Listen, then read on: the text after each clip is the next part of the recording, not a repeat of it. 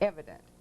Based upon the following discourse concerning the economics of breaking and tying the horse and nigger together, all inclusive of the 6 principles laid down above. Neither principles alone will suffice for good economics. All principles must be employed for orderly good of the nation. Accordingly, both a wild horse and a wild or natural nigger is dangerous even if captured. But they will have the tendency to seek their customary freedom, and in doing so might kill you in your sleep. You cannot rest. They sleep while you are awake and are awake while you are asleep. They are dangerous near the family house, and it requires too much labor to watch them away from the house. Above all, you cannot get them to work in their natural state. Hence, both the horse and the nigger must be broken. That is, break them from one form of mental life to another. Keep the body and take the mind. Hold it 1 minute. Hold it 1 minute. Keep the body and take the mind. Keep the body. Oh me, oh me. I tell you the truth, this is really something. Keep the body and take the mind. And it says they sleep while you're awake and awake while you sleep. They will have the tendency to seek their customary freedom, and in doing so might kill you in your sleep. You cannot rest. That's right, so you gotta watch them. Yeah, you can't rest while these savages is here on the plantation. Now we found out how to break him down. Yep. We use these 6 cardinal principles to break him down, but look here, y'all, we can't get no sleep. Because look here, this is what he said. Them niggas is gonna be sleeping while we awake, and they'll be awake while we sleep. So now we got to find a method, hey, somewhere along the way, hey, but remember this, keep the body and take the mind. All right, let's go. In other words, break the will to resist. Now the breaking process is the same for both the horse and the nigger, only slightly varying in degrees. But as we said before, there is an art in long-range economic planning. You must keep your eye and thoughts on the female and the offspring of the horse and the nigger. Let's repeat that. You must keep your eye and thoughts on the female and the offspring of the horse and nigger. Now, why are you going to have to watch the woman? I wonder why. The woman is the weaker of the species. She's not likely to come into your house and beat you in the head with a stick. And you haven't got to watch the offspring, because they're just children. But there's a reason. Absolutely, there is a reason. There's a reason. Okay, let's go on. A brief discourse in offspring development will shed light on the key to sound economic principles. Pay little attention to the generation of original breaking, but concentrate on future generations. Therefore, if you break the female mother, she will break the offspring in its early years of development.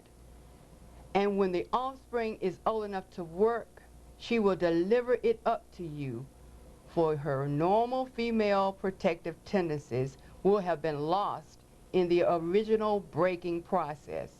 For example, take the case of the wild stud horse, a female horse, and an already infant horse, and compare the breaking process with 2 captured nigger males in their natural state.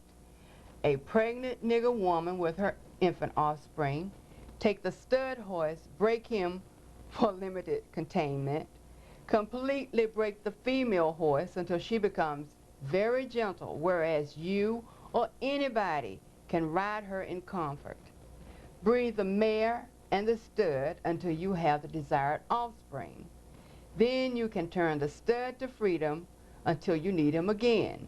Train the female horse whereby she will eat out of your hand, and she will in turn train the infant horse to eat out of your hand. Also. Okay, hey, look here. Now just listen here. They're comparing horses with niggers. Train the female horse whereby she will eat out of your hand. And she will in turn train the infant horse to eat out of your hand also. And what it means when they're talking here about comparing the horses and breaking them together, train the female nigger where she will eat out of your hand.